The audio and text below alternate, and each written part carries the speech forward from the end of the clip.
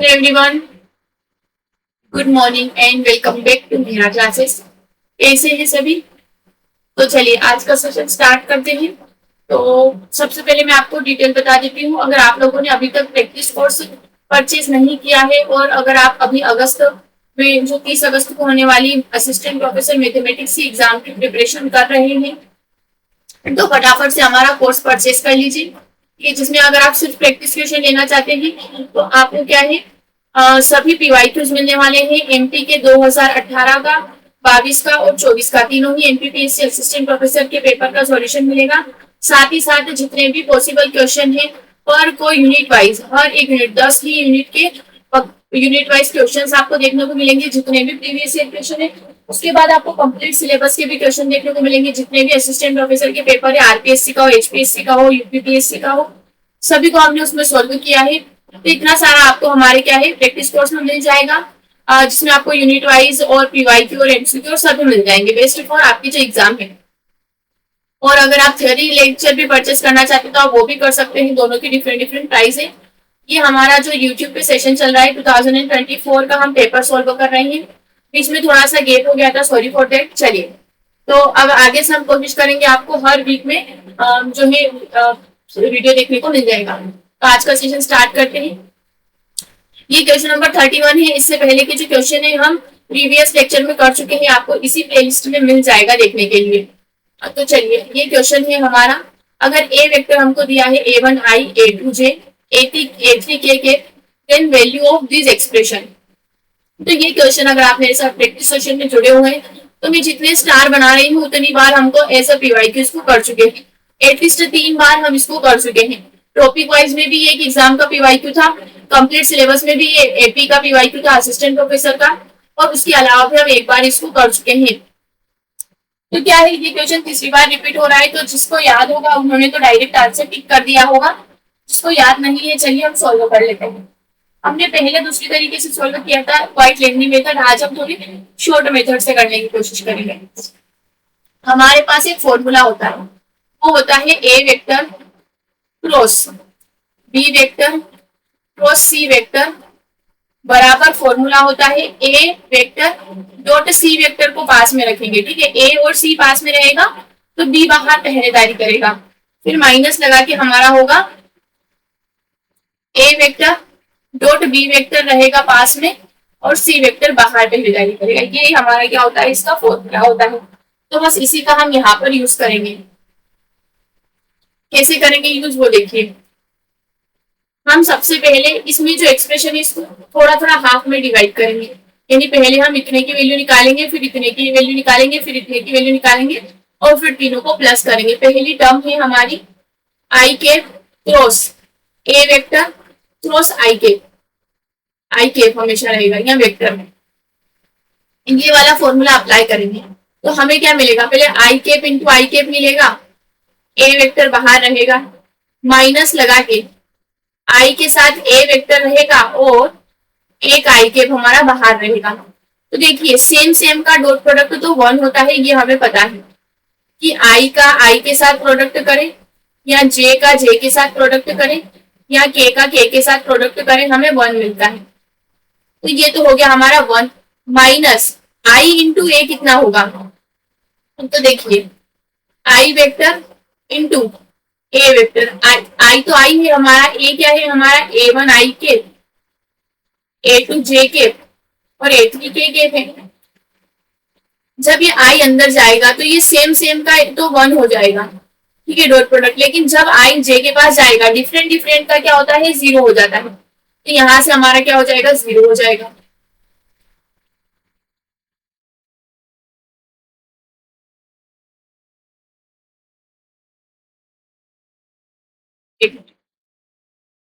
हाँ, अब हमारा क्या हो जाएगा, ये हमारा बन जाएगा a1 आई के बन जाएगा। ये इक्वेशन 1 बनी है इस ग्रीन वाले एक्सप्रेशन की value. Similarly for equation 2 and equation 3 भी हम निकालेंगे। तो जब इक्वेशन 2 हम निकालेंगे, अब हम पैटर्न में देखते हैं। देखिए जब आई के साथ मल्टीप्लाई करा तो हमें आई वाला कोफिशिएंट मिला है। क्या मिला है, आई वाला कोफिशिएंट मिला है। तो अब जे के साथ मल्टीप्लाई करेंगे तो हमें जे वाला कोफिशिएंट मिलेगा, इक्वेशन 2 हो जाएगी। और सिमिलरली हम क्या करेंगे, के साथ मल्टीप्लाई करेंगे तो हमें के वाला मिलेगा, ठीक है, के क्रॉस ए वेक्टर और K, तो हमें मिलेगा ए वेक्टर माइनस ए3 के मिलेगा। ये इक्वेशन नंबर 3 है। तो अब हमें 1 + 2 + 3 करना है और आर आंसर। तो ये हमारा क्या हो जाएगा, ए वेक्टर माइनस ए1 आई के, फिर से ए वेक्टर माइनस ए2 जे के, फिर से ए वेक्टर माइनस ए3 के मिलेगा। तो ये क्या होगा, ये भी ए वेक्टर, ये भी ए वेक्टर, ये भी ए वेक्टर, 3 टाइम ए वेक्टर। यहां से भी माइनस, यहां से भी माइनस और यहां से भी माइनस कॉमन निकालेंगे तो ए1 आई के, ए2 जे के और ए3 के। ये किसकी वैल्यू है हमारी, ये भी तो ए वेक्टर की ही वैल्यू है। तो 3 ए वेक्टर माइनस ए वेक्टर कितना बन जाएगा हमारा, 2 ए वेक्टर बन जाएगा। तो हमारा जो रिक्वायर्ड करेक्ट आंसर है वो ऑप्शन नंबर बी आ जाएगा, 2A is the correct answer. Okay, I hope आप सभी को समझ में आ गया होगा। क्वाइट अमेजिंग क्वेश्चन, और वैसे भी PYQ है ये, इसलिए चलिए बढ़ते हैं अगले क्वेश्चन की ओर। ये है अगला क्वेश्चन, क्या कहता है क्वेश्चन हमारा, the unit normal vector to the surface. अच्छा, दो ये जो लाइन अंडरलाइन कर रही हूँ मैं, normal vector to the surface, इसको देखते ही आपको पता चल जाना चाहिए क्योंकि हम पहले भी इसको डिस्कस कर चुके हैं, यूट्यूब पे भी कर चुके हैं। Unit normal vector to the surface का मतलब होता है ग्रेडियंट। चाहे आपसे डायरेक्शनल डेरिवेटिव कहा जाए, मैक्सिमम डायरेक्शनल डेरिवेटिव कहा जाए, unit normal vector to the surface कहा जाए, या फिर आपसे ग्रेडियंट कहा जाए, सबका मतलब एक ही होता है, ग्रेडियंट निकालना है। किसी स्केलर फंक्शन के साथ डेल को ऑपरेट किया जाए मतलब ग्रेडियंट ही निकालना है, कुल मिलाकर बात है एट द पॉइंट। तो हमें हमारा जो स्केलर फंक्शन दिया है, स्केलर मतलब जिसमें आई जे के नहीं होता है, तो ऑब्वियस सी बात है इसमें आई जे के नहीं है, मैं माइनस का 4 इधर लेके आ जाती हूँ। ओके, तो अब हम यहाँ पर क्या करना है, हमें ग्रेडियंट निकालना है इसका। किसका निकालना है, ग्रेडियंट ऑफ फाई निकालना है। तो ग्रेडियंट ऑफ फाई मतलब होता है डेल डॉट फाई। डेल का मतलब क्या होता है, I del by del X, J del by del Y और K del by del Z. अब फाई तो सबके साथ जाएगा एक एक करके, I del phi by del X plus J del phi by del Y plus K del phi by del Z जाएगा। तो देखिए आई तो एज इट इज, फाई का derivative with respect to X, ये है फाई, इसका derivative जब with respect to x करेंगे तो हमें क्या मिलेगा, 2x y प्लस का 2z मिलेगा ना, इसका भी x के रिस्पेक्ट में, इसका भी x के रिस्पेक्ट में, प्लस j के साथ क्या है, derivative with respect to y, तो ये हो जाएगा x² बचेगा, बाकी में तो y है ही नहीं तो वो 0 हो जाएगा। और k के साथ क्या मिलेगा हमें, derivative with respect to z, यानी 2x मिल गया है। तो क्या ये हमारा आंसर है? अगर हमें पॉइंट नहीं दिए होते हैं तो यही हमारा आंसर है, बट हमें ये पॉइंट दे रखे हैं, मतलब हमें x की जगह 2, y की जगह -2 और z की जगह 3 रखना है। और हमें नॉर्मल, यूनिट नॉर्मल भी तो निकालना है अभी पहले, तो सबसे पहले ग्रेडियंट ऑफ फाई रख लेते हैं, एट अ पॉइंट 2 -2 और 3। हमारा ग्रेडियंट कितना हो जाएगा, रखेंगे वैल्यू आई के साथ, क्या आएगा हमारा, ये आ जाएगा 2 2 जा 4 2 जा 8, माइनस का 8 आएगा और प्लस का 6 आएगा, यानी माइनस का 2 आ जाएगा, माइनस का 2 आई के। उसके बाद x² था तो ये हो जाएगा 4j के, फिर 2x था तो ये हो जाएगा 4k के। ये तो मेरा n वेक्टर आया है, लेकिन अब हमें n कैप भी तो निकालना पड़ेगा, है ना, नॉर्मल के लिए तो कैप भी निकालना पड़ेगा, मतलब n के बराबर n वेक्टर अपॉन n का मॉडुलस। तो n का मॉडुलस कैसे निकालेंगे, i के कोफिशिएंट का स्क्वायर, j के कोफिशिएंट का स्क्वायर और k के कोफिशिएंट का स्क्वायर। तो ये हो जाएगा हमारा 36, जो कि 6 बन के बाहर आएगा। तो फाइनली हमारा n कैप क्या होगा, -2i प्लस का 4j प्लस का 4k अपॉन 6 है। तो अगर हम चाहें तो सब में से 2 भी बाहर निकाल सकते हैं, माइनस का i प्लस का 2j प्लस का 2k upon 3 is the correct answer. तो देख लेते हैं हमारा करेक्ट आंसर कहाँ पर है। तो आप देख पा रहे हैं कि ऑप्शन नंबर ए ही हमारा बेस्ट करेक्ट है, क्योंकि पहली ही टर्म हमारी नेगेटिव है और डी में तो हमारा आंसर गलत है। तो हमारा करेक्ट आंसर क्या हो जाएगा, ऑप्शन नंबर ए हो जाएगा। आई होप आप समझ गए होंगे। डायरेक्शनल डेरिवेटिव की भी अगर कहा जाता है इसमें gradient of five into n के आता है, क्या आता है, इंटू आता है, ध्यान रखेंगे आप, मतलब डॉट प्रोडक्ट आता है। चलिए बढ़ते हैं आगे। Here is our next question. और ये क्वेश्चन काफी, मतलब ये फॉर्मूला भी बहुत सा, जहां भी वेक्टर एनालिसिस पूछा जाता है ना, ऐसे 3-4 फॉर्मूलाज का सेट है, तो आपको मेमोराइज कर लेना है। आपको थ्योरी सेक्शन में भी देखने को मिल जाएगा जो मैम ने करवाया है, क्योंकि इनको हम मैन्युअली प्रूफ नहीं कर पाएंगे ना, एग्जाम में कर पाएंगे। और जब हम पहली बार पढ़ते हैं तब हम इनका इंट्यूशन देख सकते हैं, but otherwise there are identities और हमें इन्हें मेमोराइज ही करना होगा। तो इसका correct answer option number C है। इसका प्रूफ ऑब्वियस सी बात है अभी नहीं देखेंगे, इट्स क्वाइट लेंदी। तो इसका correct answer option number C होगा। इसी कम से कम 4 आइडेंटिटीज का पूरा सेट है, 4 फॉर्मूला का, तो आपको याद कर लीजिएगा। ये क्वेश्चन है अगला। If r dot d r बराबर 0 है, then value of modulus of r बताइए।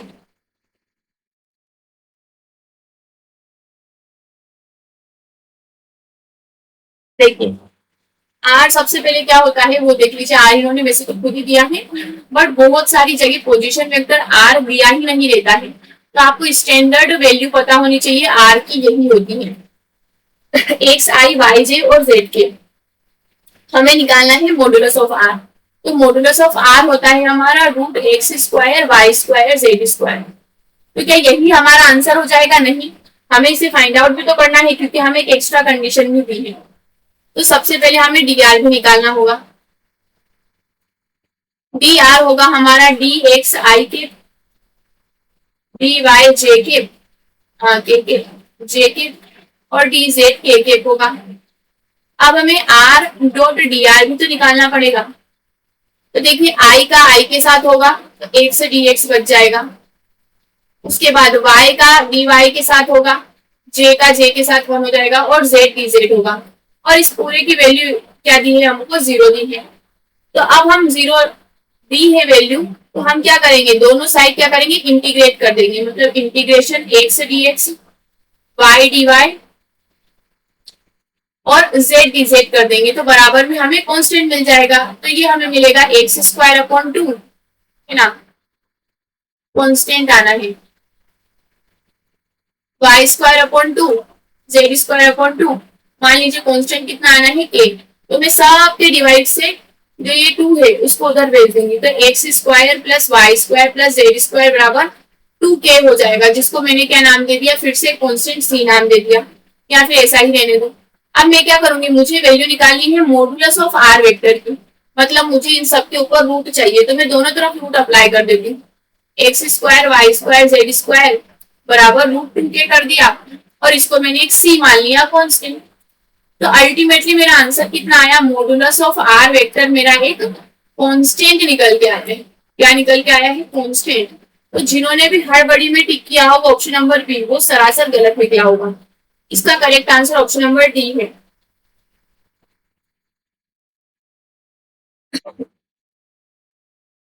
ऑप्शन नंबर क्या है इसका? डी है। चलिए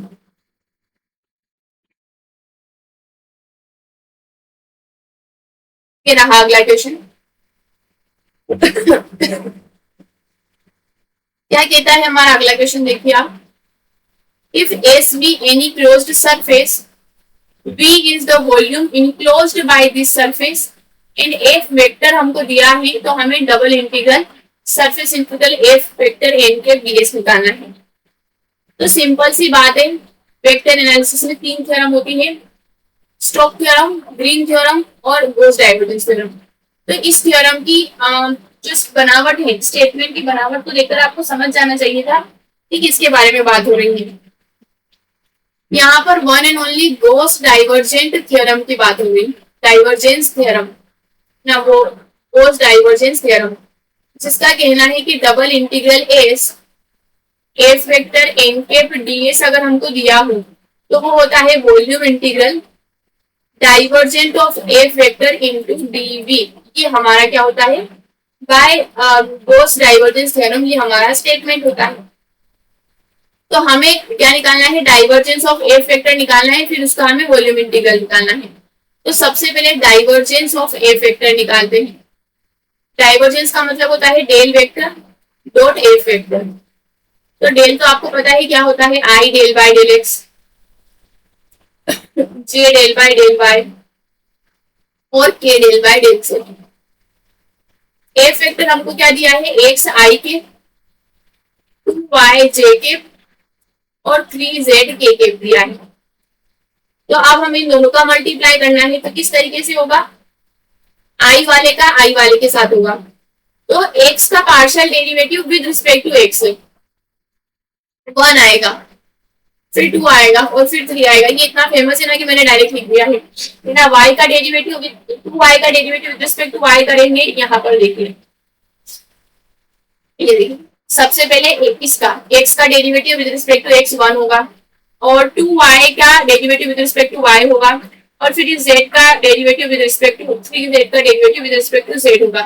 तो कांस्टेंट बचेंगे 1 2 3, तो ये कुल मिला के मेरा कितना हो जाएगा, 6 हो जाएगा। तो ट्रिपल इंटीग्रल ये आएगा 6v। 6 बाहर, वॉल्यूम इंटीग्रल जब हम करेंगे तो हमारे पास पैरामीटर अभी ढंग से गिवन नहीं है, तो इसका आंसर 6v आ जाएगा। मतलब जो भी वॉल्यूम आएगा वो 6 टाइम आएगा। और वैसे भी ऑप्शन ऐसे ही दिए थे कि हमें मल्टीप्लाई आगे नहीं करना था। और ये बहुत फेमस क्वेश्चन है, इसमें से इस तरीके का एक क्वेश्चन बनता है जिसका आंसर 3v आता है ना। और ये भी हमारा बहुत ज्यादा फेमस पीवाईक्यू है। चलिए, here is our next question. क्या कह रहा है क्वेश्चन, इफ w बराबर एफ जेड बराबर u प्लस आई में है, एक हमको कॉम्प्लेक्स फंक्शन दिया है जिसमें u रियल पार्ट है, v इमेजिनरी पार्ट है, और अब दोनों को जब माइनस करते हैं तो हमें ये एक्सप्रेशन मिलता है। तो हमें उस जो फंक्शन है, हमारा एंटायर फंक्शन दिख रहा है मुझे ये, या फिर जो भी कॉम्प्लेक्स फंक्शन है अब वो हमें निकालना है। मतलब हमें क्या करना है, real part minus imaginary part दिया है और इसकी मदद से हमें कॉम्प्लेक्स फंक्शन निकालना है। इसको करने के दो तरीके हैं। एक वैसे तो हमारा मेन मोस्ट फेमस होता है मिलने थॉमस मेथड, लेकिन उसमें क्या है, उसमें या तो सिर्फ रियल पार्ट दिया होता है या फिर सिर्फ इमेजिनरी पार्ट है ना। अगर ओनली रियल पार्ट दिया होता है तो हम फाइव यू एक्स को मानते हैं फाइव वन है ना, यू वाई को मानते हैं फाइव टू। और अगर ओनली इमेजिनरी पार्ट दिया है तो हम साई वन साई टू से करते हैं। याद आया कुछ है ना, ये मिलने थॉमस मेथड होती है। लेकिन यहाँ पर तो दोनों का माइनस दिया है, तो यहाँ पर हमारे पास तरीका ये होता है कोशी रीमान इक्वेशन से जानने का है ना। कोशी रीमान इक्वेशन से जाने के बाद फिर से मिलने थॉमस लगाते हैं, ऐसा तरीका है। तो टाइम टेकिंग है, तो हम क्या करने वाले हैं, सबसे बेस्ट तरीका होता है बाय ऑप्शन जाना। बाय ऑप्शन कैसे, देखिए ऑप्शन ए से स्टार्ट करते हैं। अगर हम ऑप्शंस को थोड़ा सा सोल्व करते हैं तो हम इमेजिनरी पार्ट और रियल पार्ट को इजीली फाइंड आउट कर सकते हैं। देखिए अभी कांस्टेंट तो छोड़िए, ये क्या है, e की पावर आई एक्स प्लस आयोटा वाई, ठीक है। आई सब अंदर जाएगा तो आई एक्स माइनस वाई हो जाएगा, बिल्कुल हो जाएगा। तो यहाँ पर देखिए e की पावर आई एक्स अलग हो जाएगा, e की पावर माइनस वाई अलग हो जाएगा। तो जिसमें आयोटा नहीं है वो अलग, और जिसमें आयोटा है ना वो हमारा बनता है यूलर थ्योरम से।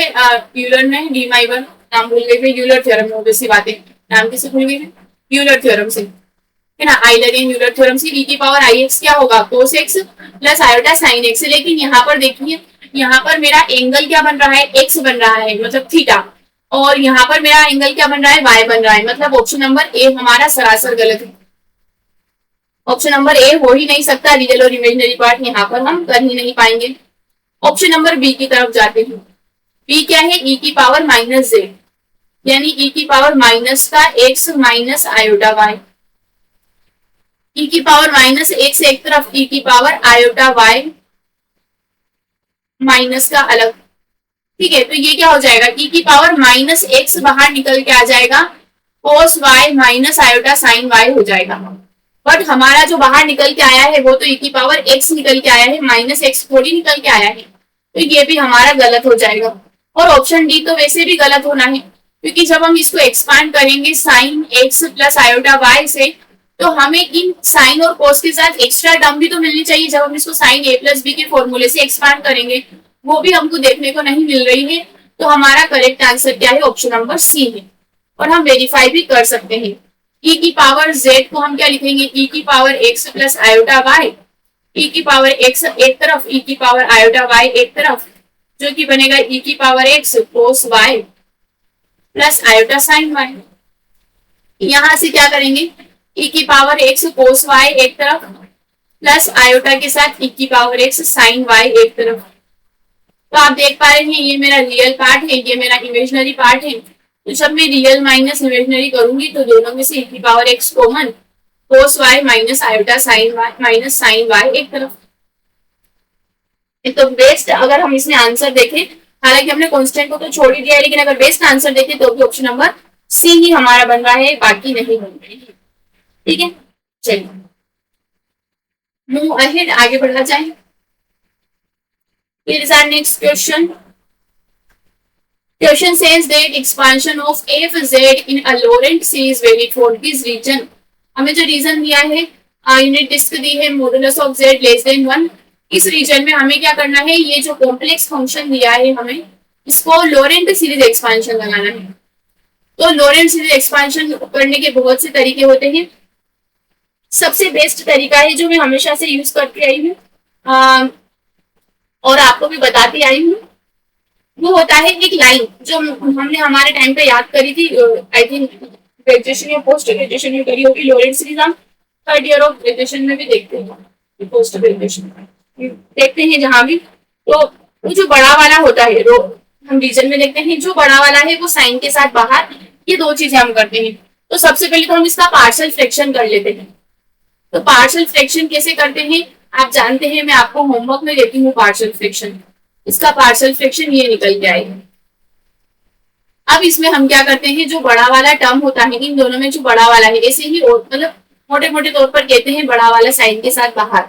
तो मोड जेड और वन में बड़ा कौन है, वन बड़ा है, ऑब्वियसली बात है, वन बड़ा है। तो यहाँ वन को बाहर निकालने का कोई औचित्य नहीं बनता है।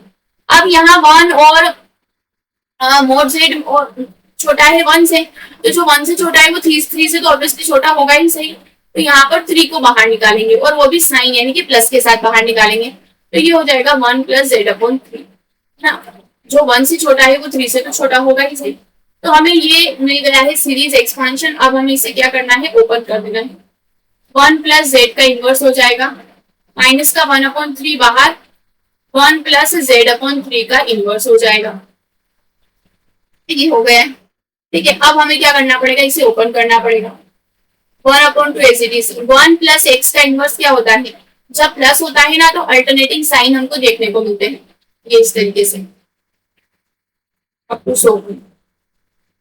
माइनस का वन अपॉन थ्री, इसमें भी हमें अल्टरनेटिंग साइन देखने को मिलेंगे। One minus z upon three plus z square upon nine, थोड़ा डायरेक्ट लिख सकती हूँ, माइनस जेड की power three upon 27 up to 100। अब हमें देखिए यहाँ पर पूरा एक्सपांडेड फॉर्म में ही मिला है, तो हमें कोफिशिएंट देखने पड़ेंगे। तो सबसे पहले वन अपॉन टू को अंदर भेजेंगे। तो वन अपॉन टू जब इसके पास जाएगा है ना, इसके पास, इस पहले वाले ब्रैकेट के पास, तो one upon to minus z upon two plus Z का स्क्वायर अपॉन टू, ठीक है, माइनस जेड की पावर थ्री अपॉन टू, सबके अपॉन में टू हो गया है, जेड की power four upon two and so on. लेकिन देखिए जब यहाँ जाएगा ना तो ये माइनस का वन अपॉन सिक्स बन जाएगा, माइनस का क्या बन जाएगा, वन अपॉन सिक्स बन जाएगा। तो जब ये अंदर जाएगा देखिए, तो माइनस को यही लेते, one upon six minus six और तीन का मल्टीप्लाई होगा तो 18 हो जाएगा, फिर सिक्स और तीन नौ का मल्टीप्लाई होगा तो 54 हो जाएगा। और ये इस तरीके से मेरी सीरीज चलेगी। तो मैं कुछ टर्म्स उठाती हूँ। सबसे पहले कांस्टेंट देखिए, one upon to, constant term क्या है मेरी, वन अपॉन टू यहां से, और यहाँ कितना है, माइनस का वन अपॉन सिक्स है। उसके बाद प्लस लगाइए, z का कोफिशिएंट है माइनस का वन अपॉन टू और माइनस माइनस प्लस का वन अपॉन 18, माइनस का वन अपॉन टू और वन अपॉन 18, ये z का कोफिशिएंट है। z स्क्वायर का कोफिशिएंट देखें, one upon two plus one upon minus one upon 54, one upon to minus one upon 54 ये Z square का कोफिशिएंट है आपको 100। तो जब हम इसको सिंप्लीफाई करेंगे तो 1/3 माइनस का 4/9 जेड प्लस 13/27 जेड स्क्वायर। इससे आगे अभी हम नहीं करते हैं, इतने में ही मिलाने की कोशिश करते हैं। तो ऑप्शन ए हमें सबसे जल्दबाजी नहीं, माइन अल्टरनेटिंग साइन आएंगे, ऑप्शन नंबर डी हमारा सही होगा। ए में क्या है, सारा ही पॉजिटिव दे दिया है, जबकि हमें alternative positive minus positive negative देखने को मिल रहा है। तो करेक्ट आंसर क्या हो जाएगा, ऑप्शन नंबर डी हो जाएगा। आगे बढ़ते हैं। आई होप आप सभी समझ गए होंगे ये वाला क्वेश्चन ये क्वाइट, इसमें जियोमेट्री की अंडरस्टैंडिंग से होने वाला क्वेश्चन है। इसके करने के बहुत डिफरेंट तरीके मैंने ढूंढे हैं, बट वो काफी लेंथी है। तो जो सबसे शॉर्ट तरीका और जो ओरली हम समझ सकते हैं वो मैं आपको बताती हूँ। हमें इसके रूट देखने हैं। अगर आपके पास कोई बेस्ट तरीका हो तो बिल्कुल मुझे कमेंट करिएगा। हमारे पास क्या है, ये हमें एक कॉम्प्लेक्स पॉलिनोमियल दिया है z की पावर 4 वगैरह। हमें बताना है कि इसके ऑब्वियसली बात है 4 डिग्री का पॉलिनोमियल है, तो इसके 4 रूट तो होंगे। पॉलिनोमियल क्या है हमारा, इक्वेशन है। इस अब जब तक 0 बराबर में तब तक तो इक्वेशन ही है। अब मैंने इसको पॉलिनोमियल में लिख लिया है, तो ये इसकी डिग्री 4 है, तो इसके पास 4 रूट होंगे। अब ये कॉम्प्लेक्स पॉलिनोमियल है तो हम बोल सकते हैं कि 4 कॉम्प्लेक्स रूट होंगे एट मोस्ट।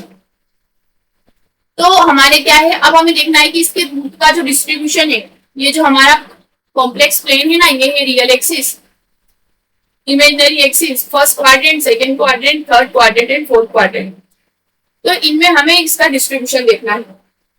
तो इनका कहना है कि रियल रूट होंगे फर्स्ट क्वाड्रेंट में होंगे और इमेजिनरी रूट थर्ड क्वाड्रेंट में होंगे। मतलब यहाँ तो सारे रियल रूट हो जाएंगे, यहाँ इमेजिनरी हो जाएंगे। 2 रूट होंगे जो पहले और चौथे दूसरे, मतलब 2 इसमें होंगे 2 इसमें होंगे। 2 रूट इस तरीके से होंगे कि 2 दोनों में होंगे, तीसरे और चौथे में, या फिर हर एक क्वाड्रेंट में एक रूट लाई करेगा। तो देखिए सबसे पहले क्वाड्रेंट की बात हो रही है, इसका मतलब ये है कि हमारा जो रियल और इमेजिनरी एक्सिस है इसमें कुछ ना कुछ तो प्रॉब्लम है। तो एक बार चेक कर लिया जाए। हम क्या पुट करते हैं, सबसे पहले हम देखते हैं z बराबर x, जहां पर x रियल नंबर है, मतलब हम अपने x एक्सिस की बात कर रहे हैं कि क्या x एक्सिस पर कोई रूट है, इस तरीके से। तो जब हम पुट करेंगे इस पॉलिनोमियल में तो हमारा px क्या बन जाएगा, x की power x 4 1 plus iota x plus 1 मिला है हमें। अब ये प्योरली रियल है, इसका मतलब पहले तो इसको अलग कर लेते हैं। x की पावर प्लस 4x प्लस 1 अलग और प्लस का आयोटा 4x अलग। अब यहाँ पर ये सिर्फ रियल है ना, ये क्या है, प्योरली रियल है, 0 के बराबर है, प्योरली रियल है। इसका मतलब 4x 0 है, इसका मतलब x बराबर 0 है ना। यहाँ से मुझे पता चला है कंपेयर करने पर कि x बराबर 0 है। वहीं अगर इसको 0 के बराबर कंपेयर करेंगे, x की पावर 4x प्लस 1 बराबर 0, तो यहाँ पर जब मैं x की वैल्यू 0 इसमें पुट करूंगी तो मुझे क्या मिलेगा, 1 बराबर 0 मिलेगा। ये तो कुछ एब्जर्व सा बन गया है ना, 1 बराबर 0 तो कुछ एब्जर्व सा बन गया है ना। जब मैं यहाँ x बराबर 0 पुट कर दूंगी तो मुझे 1 बराबर 0 मिलेगा। तो ये यहाँ से मुझे पता चला है कि no root on x axis पर इसका कोई रूट नहीं है। सिमिलरली जब हम y एक्सिस के लिए चेक करेंगे तो हमें पता चलेगा कि no root on y axis, इसका y एक्सिस पर भी कोई रूट नहीं होगा। ठीक है, तो अगर देखिए यहाँ पर ना x एक्सिस पे कोई रूट है ना y एक्सिस पे कोई रूट है, इसका मतलब ये है कि रूट बचे हुए मेरे क्वाड्रेंट में ही जाएंगे। अब रूट अगर मेरे क्वाड्रेंट में जाएंगे तो हमारे रूट 4 डिग्री का पॉलिनोमियल है, कॉम्प्लेक्स रूट होता है कॉन्जुगेशन, यानी अल्फा प्लस आयोटा बीटा अगर है तो अल्फा माइनस आयोटा बीटा आएगा। यानी कि मान लीजिए अगर मेरा अल्फा प्लस आयोटा बीटा यहाँ पर कहीं लाई कर रहा है तो उसकी ये जो इमेज बनेगी ना अल्फा माइनस आयोटा बीटा, वो भी रूट होगा। सिमिलरली यहाँ भी उसका रूट होगा और यहाँ भी होगा। मतलब इसके 4 रूट होंगे और चारों के चारों क्या होंगे, डिस्ट्रीब्यूट होंगे, एक एक क्वाड्रेंट में चारों के चारों रूट होंगे। ठीक है, ये इसलिए तो मैंने आपको इंट्यूशन देने की कोशिश करी क्योंकि इसको जियोमेट्रिकली समझना था। अगर मुझे प्रूफ मिले बट वो बहुत ज्यादा लेती थी। अगर किसी के पास इससे अच्छा तरीका हो तो please let me know. Okay, चलिए ये वाला करते हैं। If fz is analytic in a domain D defined by mod z less than r satisfy this condition, modulus of fz less than m and f of 0 बराबर 0। घुमा फिराकर एक ही lemma पूछा है हमसे और मैंने स्टार्टिंग से कह रही हूँ आपको कि हमारे कॉम्प्लेक्स एनालिसिस में नाम से थ्योरम पूछना बहुत ज्यादा फेवरेट रहा है इनका। हमसे कोशी इनइक्वालिटी और क्या नाम है उसका, अपनी बहुत फेमस मोरेरा थ्योरम है, और एमएल इनइक्वालिटी, बिल्कुल एमएल इनइक्वालिटी भी हमसे पूछी गई थी। आई थिंक इसी पेपर में आपको देखने को मिल जाएगी या फिर 22 वाले पेपर में। तो ये जो लेमा है हमारा श्वार्ट्ज लेमा है, जिसका कहना है ऐसा ही श्वार्ट्ज पिक लेमा भी होता है, वो भी आप याद करेंगे। क्योंकि अगर श्वार्ट्ज लेमा पूछा गया है तो कोई बड़ी बात नहीं है कि पिक लेमा भी पूछा जाए। ये हमारा क्या है, ये हमारा श्वार्ट्ज लेमा की कंडीशन होती है। देन हमें यहाँ पर मिलता है मॉडुलस ऑफ एफ जेड, ये हमारा जर्नलाइज है ना, जर्नलाइज्ड है जहां पर हमने कोई भी मैक्सिमम वैल्यू एम ली है, रेडियस आर ली है। लेकिन अगर हम अगर मोस्ट यूजेज में देखें अगर, तो हम क्या करते हैं, इसके लिए यूज करते हैं, हमें अधिकतर इसी के लिए याद रहता है श्वार्ट्ज लेमा। तो आप ये भी देख लीजिएगा कि ये एक स्पेशल केस है श्वार्ट्ज लेमा का ऑन यूनिटीज को हमने यहाँ पर इन जनरल डोमेन में बात कर ली है। चलिए, आई होप आप सभी को समझ में आ रहा होगा, आप समझ पा रहे होंगे। अगर हम वहां प्रैक्टिस के सेशन में करते तो मैं आपको टाइम देती हूँ सोल्व करने के लिए, बट आई थिंक कि अगर अब एग्जाम इतनी पास आ गई थी तो आपने अभी तक तो पेपर को सोल्व कर ही लिया होगा। फिर भी अगर कोई डाउट है तो आप प्लीज कमेंट में बता सकते हैं। ये वाला क्वेश्चन देखिए, क्वेश्चन का कहना है कि W बराबर टी जेड बराबर जेड प्लस 2 जेड प्लस 3 है। हमें इस बाइलिनियर ट्रांसफॉर्मेशन का इनवर्स निकालना है। हमें एक बाइलिनियर ट्रांसफॉर्मेशन दिया है टी जेड बराबर जेड प्लस 2 और जेड प्लस 3 दिया है। हमें क्या निकालना है, इसका इनवर्स निकालना है। तो दो तरीके हैं, एक पहला तो हम जो मैट्रिक्स मेथड से जाते हैं 2x2 में बड़ा अच्छा रहता है कि अगर मेरा ए जेड प्लस बी और सी जेड प्लस डी टाइप का क्या है हमारा फंक्शन है, बाइलिनियर ट्रांसफॉर्मेशन है, जहां पर हमने इसकी कोफिशिएंट की एक मैट्रिक्स बना दी है। मान लीजिए इसको मैंने एम दिया है, तो मुझे अगर इसका इनवर्स ट्रांसफॉर्मेशन निकालना है टी इनवर्स जेड, तो वो मैं क्या करूंगी, एम इनवर्स के जो कोफिशिएंट रहेंगे ना उनसे बनाऊंगी। समझ पा रहे आप, एम का इनवर्स निकालेंगे। तो एम का इनवर्स हम कैसे निकालते हैं, हम क्या करते हैं, कोफिशिएंट जो 2x2 की मैट्रिक्स है उसमें हम क्या करते हैं, इन दोनों की पोजीशन चेंज करते हैं और इन दोनों के साइन चेंज करते हैं। ये होता है हमारा,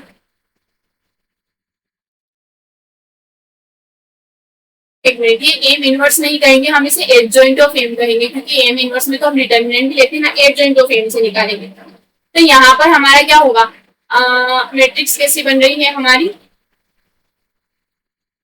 ये मैट्रिक्स हमारी कैसी बन रही है, 1 2 1 3 टाइप की बन रही है।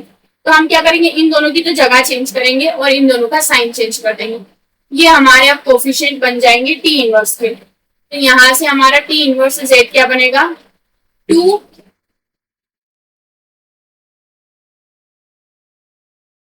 हाँ ये बनेगा हमारा 3 minus 2 omega upon minus omega plus 1। तो ऑब्वियसली बात है, ये आपको कहीं पर भी देखने को नहीं मिल रहा है, तो हम ऊपर और नीचे क्या करेंगे, साइन कॉमन निकाल लेंगे, है ना, माइनस को कॉमन निकाल लेंगे, तो हमें ये हमारा आंसर देखने को मिल जाएगा, जो कि हमें कहाँ पर देख पा रहे हैं, ऑप्शन नंबर बी पर देख पा रहे हैं। तो ये तो मैट्रिक्स मेथड है, बट इसकी एक शॉर्ट ट्रिक भी होती है जो मैंने पढ़ी है, आई थिंक आप सभी ने भी पढ़ी ही होगी। ट्रिक कुछ इस तरीके की होती है कि अगर टी जेड बराबर ए जेड प्लस बी और सी जेड प्लस अगर डी है, तो इसका इनवर्स हम कैसे निकालते हैं, यहाँ ऊपर से आते हैं और माइनस के साथ W का मल्टीप्लाई करते हैं ना, B W B minus D W, फिर यहां से भी जाते हैं माइनस के साथ, लेकिन अब की बार माइनस इसका मल्टीप्लाई करते जाते हैं, ये वाला बी माइनस डी डब्ल्यू और सी डब्ल्यू माइनस ए। ये भी हमारा एक ट्रिक होती है, मुझे याद है, आई होप आप सभी के लिए हेल्पफुल है। तो यहाँ पर हमें टी जेड क्या दिया था, जेड प्लस 2 और जेड प्लस 3 दिया था। तो हम अगर इस ट्रिक का यूज करें जेड इनवर्स डब्ल्यू से, तो हम क्या करेंगे, यहां से आएंगे तो 2 माइनस 3 डब्ल्यू हो जाएगा, फिर डब्ल्यू का मल्टीप्लाई करते हुए जाएंगे, डब्ल्यू माइनस 1 हो जाएगा। तो ये भी एक तरीका है करने का, दोनों ही तरीके भी करने के जैसे आप देखना चाहेंगे। आई होप आप समझिए 2+2 में मतलब वैसे तो 2 का ही होता है ना हमेशा बाइनरी ट्रांसफॉर्मेशन, तो ये अच्छा काम करता है हमारा। ये है अगला, थियरी क्वेश्चन आ गया है। The first Shankaracharya who served as a freedom fighter, educationist, social activist and worked as a professor of mathematics. वो कौन से शंकराचार्य थे जिन्होंने ये सारा काम किया था, जो मैथमेटिक्स में भी उन्होंने वर्क किया है, उसके अलावा रिमेनिंग वर्क भी किया है।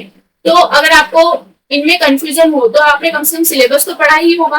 तो हमारे सिलेबस में सिर्फ एक ही शंकराचार्य है, वो है स्वामी भारती कृष्ण तीर्थ जी है ना। बस वही है हमारे सिलेबस में फिलहाल के लिए एंशिएंट इंडियन मैथमेटिक्स में। तो ये स्वामी भारती कृष्ण तीर्थ जी इसका करेक्ट आंसर होगा। ये क्या है, इन्होंने एक बुक लिखी थी जिस बुक का नाम था, बहुत फेमस है वो बुक, वैदिक मैथमेटिक्स, वैदिक गणित है ना, मेंटल मैथमेटिक्स का। और जो श्लोक के माध्यम से इन्होंने क्या करा है, मैथमेटिक्स को, एंशिएंट मैथमेटिक्स को इन्होंने उस बुक्स में लिखा है। उसमें क्या है, मेंटल में यानी मैथ्स को परफॉर्म करने के लिए, कैलकुलेशन को परफॉर्म करने के लिए इतनी फास्ट फास्ट मेथड दी है जिसमें हम बिल्कुल ओरली ही सारी कैलकुलेशन कर सकते हैं। जैसे एकाधिक इम्प्रूवमेंट, ऊर्ध्व तिर्यक विधि है ना, वो सारी विधि, एक यूनियन पूर्वेण विधि, ये सारे हमारे इस बुक में मेंशन है, जो कि स्वामी भारती कृष्ण तीर्थ जी ने लिखी थी, जो कि शंकराचार्य थे। आई थिंक कहा कि पूरी मठ के वो शंकराचार्य रहे हैं। साथ ही साथ फ्रीडम फाइटर रहे थे, उसी के लिए उन्हें जेल में भी जाना पड़ेगा, गए थे, मतलब पड़ेगा क्या, जेल में भी वो गए थे। सोशल एक्टिविस्ट भी रहे हैं और उन्होंने मैथमेटिक्स के ऊपर भी काम किया है। उन्होंने क्या है, उनका मेजरली स्टेटमेंट है कि उन्होंने अथर्ववेद की मदद से, उन्होंने क्या करा है, अथर्ववेद की मदद से ये इस मैथमेटिक्स को इन्हें डेवलप करने में बहुत हेल्प मिली है। हमारे 4 वेद होते हैं ना, ऋग्वेद, सामवेद, यजुर्वेद, अथर्ववेद, उसमें से अथर्ववेद की मदद से इन्होंने ये क्वेश्चन कहीं पूछा गया, इसलिए मैंने आपको बता दिया है कि इस वेद की मदद से, तो अथर्ववेद की मदद से इन्होंने इस बुक को डेवलप किया है। ठीक है, बढ़ते हैं आगे। ये रहा अगला question, V be an inner product space. हमें गलत स्टेटमेंट बताना ही, सिंपल सी बात है। तो देखिए, अगर ऑप्शन नंबर ए की बात करें तो ऑप्शन नंबर ए बहुत ही फेमस इनइक्वालिटी जिसका नाम है कोशी श्वार्ट्ज इनइक्वालिटी है ना, कोशी श्वार्ट्ज इनइक्वालिटी इसका नाम है, सही स्टेटमेंट है। बी की अगर बात करें, बी और सी जो है हमारा, ये क्या है, एक ही चीज से बना है। और वो जैसे सी पैरेललोग्राम है ना, तो पैरेललोग्राम को बनाने के लिए हम क्या करते हैं, रियल पार्ट और इमेजिनरी पार्ट को प्लस करते हैं। वहीं अगर रियल पार्ट और इनके स्क्वायर को माइनस किया जाए तो इक्वालिटी नंबर बी आ जाती है। मतलब पैरेललोग्राम आइडेंटिटी को प्रूफ करते वक्त ये दोनों ही हम प्रूफ करते हैं, तो ये दोनों ही सही है। इसका मतलब ऑप्शन नंबर डी गलत है। और यस, ऑप्शन नंबर डी बिल्कुल गलत है। इन्होंने ट्राइंगल इनइक्वालिटी को उल्टा कर दिया है ना, हमारी ट्राइंगल इनइक्वालिटी होती है बट इन्होंने उल्टा कर दिया है, तो ये गलत स्टेटमेंट है। करेक्ट आंसर ऑप्शन नंबर क्या हो जाएगा, डी हो जाएगा। चलिए बढ़ते हैं आगे। A real quadratic form in this two variable is positive definite, positive semi definite, indefinite या negative definite। क्वाड्रेटिक फॉर्म को देखने का बहुत से तरीके हैं। आप कहाँ से जा सकते हैं, जो जनरल क्यू वाली मेथड होती है ना, क्यू एक्स टी वाली, उससे जा सकते हैं। बट मैं, और एक और तरीका है आइगन वैल्यू से जाना, बट मैं जो सबसे बेस्ट तरीका प्रेफर करती हूँ वो है मैट्रिक्स से जाना। मैट्रिक्स से जाना मतलब मैट्रिक्स मेथड से देखना क्वाइट इजी हो जाता है। कैसे देखते हैं, हमें ये जो क्वाड्रेटिक फॉर्म दी है इसको 2 क्रॉस 2 की मैट्रिक्स में बदलेंगे। कैसे बदलेंगे, एक्स स्क्वायर, x1 स्क्वायर मतलब डायगोनल का एलिमेंट, x2 स्क्वायर का कोफिशिएंट मतलब फिर से डायगोनल का एलिमेंट। अब देखिए ये वाला जो जगह है, ये किसका मीटिंग पॉइंट है, x1 x2 का मीटिंग पॉइंट है और x2 x1 का मीटिंग पॉइंट है। मतलब x1 x2 और x2 x1 के ये जो मीटिंग पॉइंट है दोनों ही है, लेकिन हमारे पास दोनों का कोफिशिएंट तो -4 है, मतलब हमें आधा आधा दोनों को देना पड़ेगा। तो -2 दोनों को दे देंगे, तो हमें मैट्रिक्स मिली है 1 -2 -2 5। अब अगर पहली हमारा जो D1 है, मतलब जो डायगोनल का पहला एलिमेंट है वो 0 से बड़ा है। D2 देखिए, मतलब हमारा 2 ऑर्डर का सबसे बड़ा माइनर, जो कि ये मैट्रिक्स खुद है। इसका अगर मैं डिटर्मिनेंट देखना चाहूँ, क्या देखना चाहूँ, डिटर्मिनेंट, तो इसका डिटर्मिनेंट कितना आएगा, 5 × 5 प्लस का माइनस का 4 आ जाएगा, जो कि 1 होगा, यानी ग्रेटर देन 0। मतलब मेरे दोनों ही जो प्रिंसिपल डिटर्मिनेंट निकल के आए हैं 0 से बड़े निकल के आए हैं, मतलब ये मैट्रिक्स क्या है, पॉजिटिव डेफिनेट है। और भी तरीके हैं देखने के, आइगन वैल्यू से जा सकते हैं कि अगर सारी की सारी आइगन वैल्यू 0 से बड़ी है तो पॉजिटिव डेफिनेट, अगर एक आइगन वैल्यू 0 हो जाए बाकी पॉजिटिव हो जाए तो पॉजिटिव सेमी डेफिनेट है ना। मैं शॉर्ट में यहाँ लिख के बताती हूँ, अगर सारी की सारी आइगन वैल्यू 0 से बड़ी है तो पॉजिटिव डेफिनेट। अगर आइगन वैल्यू 0 से बड़ी के साथ साथ अगर एक आध 0 हो जाए तो भी कोई दिक्कत नहीं, पॉजिटिव सेमी डेफिनेट। इनडेफिनेट में क्या होता है, कुछ आइगन वैल्यू 0 से बड़ी, कुछ आइगन वैल्यू 0 से छोटी, कुछ समझ ही नहीं पड़ता है चल क्या रहा है, खिचड़ी बन जाती है आइगन वैल्यू की। नेगेटिव डेफिनेट में सारी की सारी आइगन वैल्यू 0 से स्ट्रिक्टली छोटी होनी चाहिए। ये तरीका होता है आइगन वैल्यू से चेक करने का। और डिटरमिनेंट से चेक करने का क्या होता है कि हम जो प्रिंसिपल माइनर्स होते हैं हमारे 2 ऑर्डर के, 3 ऑर्डर के, एक ऑर्डर के, उनको चेक करते हैं। सारे के सारे अगर पॉजिटिव तो पॉजिटिव डेफिनेट, अगर एक आध पॉजिटिव और 0 तो पॉजिटिव सेमी डेफिनेट। इस तरीके से ये हमारा तरीका होता है देखने का। Here is our next question. हमें इस मैट्रिक्स के करस्पॉन्डिंग आइगन क्वाड्रेटिक फॉर्म बनानी है। देखिए कैसे बनाएंगे। 1 2 3 2 0 3 3 3 और 1, x1 x2 x3। यहाँ भी लिखेंगे x1 x2 और x3। सबसे पहले ये जो डायगोनल के एलिमेंट होते हैं ना, ये होते हैं इनके स्क्वायर की कोफिशिएंट। यानी यहाँ x1 x1 मिल रहे हैं तो ये x1 स्क्वायर का कोफिशिएंट है। यहाँ x2 x2 मिल रहे हैं मतलब उसका कोफिशिएंट 0 है, मतलब x2 स्क्वायर आएगा ही नहीं। और ये x3 स्क्वायर का कोफिशिएंट है। पहली चीज हमें पता चली कि x2 स्क्वायर होना ही नहीं चाहिए, x2 स्क्वायर होना ही नहीं चाहिए। बस एक ही आंसर बचा, बात ही खत्म। पहली चीज हमें यही पता चली थी कि x2 स्क्वायर होना ही नहीं चाहिए, जो कि 3 में ऑलरेडी था, तो हमारा करेक्ट आंसर वही बन गया। पर अगर चेक कर ले पूरी तरीके से तो अब x1 हो गया x2 हो गया। ये देखिए ये जो है ये वाली जगह कौन सी, जहां पर x2 x1 और x2 x1 मिल रहे हैं, यानी कि 2 + 2 कितना होगा 4 टाइम x1 x2 होगा। ये वाली जगह देखिए, एक तो ये वाली और ये वाली x1 और x3 के मिलने की जगह है, तो 3 और 3 कितना हो जाएगा 6 हो जाएगा। और ये वाली अगर आप जगह देखेंगे तो x2 और x3 के मिलने की जगह है, जो कि 6 x2 x3 हो जाएगा। तो option number A perfect match कर रहा है। चलिए बढ़ते हैं आगे। Option number B I mean है ना, बी परफेक्ट मैच कर रहा है। गलत तो नहीं लगा देना, सही लगा। And the last question of the session is here. हमें क्या दिया है, हिंदी वाला आ गया, द्विघात यानी ये जो बाइलिनियर सॉरी क्वाड्रेटिक फॉर्म है, इसकी करस्पॉन्डिंग मैट्रिक्स बतानी है। लगातार 3 क्वेश्चन एक जैसे पूछे हैं और वो भी इजी पूछे हैं, मतलब थोड़ा थोड़ा गैप में पूछना चाहिए था मेरे हिसाब से, बट ठीक है कोई बात नहीं। हमें इसकी करस्पॉन्डिंग मैट्रिक्स बनानी है, तो पहले वेरिएबल देख लीजिए 1 2 3 4 है, यानी x1 x2 x3 और x4 रहने वाला है। x1 x2 x3 और x4 रहने वाला है। तो सबसे पहले उठाते हैं लीडिंग कोफिशिएंट। x1 का स्क्वायर, x2 है ही नहीं, x3 का स्क्वायर भी नहीं है, x4 का स्क्वायर भी नहीं। ये चलो हमें पता चल गया। मतलब डायगोनल में जहां ये नहीं है 1 0 0 0, ये भी गलत है। एक मिनट से बता देना, अरे ये तो ये है, मैं डायगोनल भी नहीं पहचान पा रही हूँ क्या। एक सेकेंड ना, इनको सेपरेट कर देते हैं, मैं खुद भी नहीं देख पा रही हूँ इतना पास में। ठीक है, तो ये डायगोनल भी सही है, ये डायगोनल भी सही है, बस ये वाला डायगोनल गलत है। चलिए कोई बात नहीं, तो एक तो गलत हुआ हमारा। उसके बाद हम देखते हैं x2 और x1, x2 और x1 वाला कोई टर्म ही नहीं है ना, तो ये भी 0 रहेगा, ये भी 0 रहेगा। x1 और x3 वाला भी कोई टर्म नहीं है, x1 और x4 वाला भी कोई टर्म नहीं है। मतलब 1 के इस तरफ भी 0 है और इस तरफ भी 0 है, 1 की इस तरफ भी 0 इस तरफ भी 0, तो ये भी गलत, ये भी गलत है ना, क्योंकि ये यहाँ आ गया। मतलब ऑप्शन नंबर सी ही हमारा सही है। तो हमें पूरा बनाने की भी जरूरत नहीं पड़ी, थोड़ा सा बनाने से हमारा काम हो गया, बाकी आप बना लीजिएगा। ओके, तो आई थिंक यही था हमारा आज का सेशन। यस, तो रिमेनिंग क्वेश्चन हम अगले सेशन में करेंगे। Thank you for joining. अगर आपने अभी तक प्रैक्टिस कोर्स परचेस नहीं किया है तो फटाफट से कर लीजिए और इसी तरह चैनल पे जुड़े रहिए। अगर आपको कोई भी डाउट है तो आप कमेंट में पूछ सकते हैं। Thank you, happy learning and stay tuned, bye.